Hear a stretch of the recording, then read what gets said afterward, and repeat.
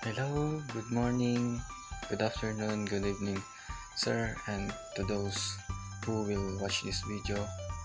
So yan, nilahat ko na yung pagbati kasi di ko po alam kung anong oras niyo ito makapanood.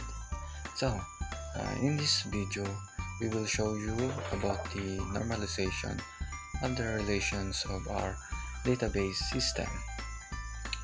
What we do first is we make a column for each attribute of every entity that is in our EER diagram from this to this.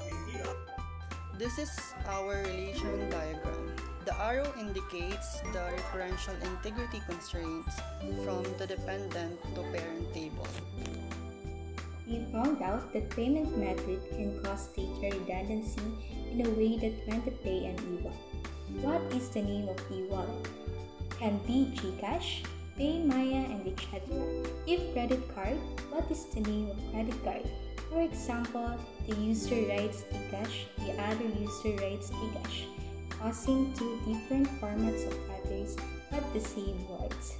To avoid problems in the future, like for example adding a new type of method payment, you can easily add in the system. So we normalize it by having another table or relation name payment method. We're having the attributes method ID as primary key and method name. And also we put the method ID and the payment relation as a foreign key. So here is our diagram now, the normalized one.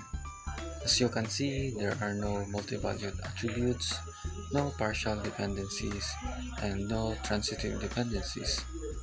So that's it. Thank you for watching. Bye bye.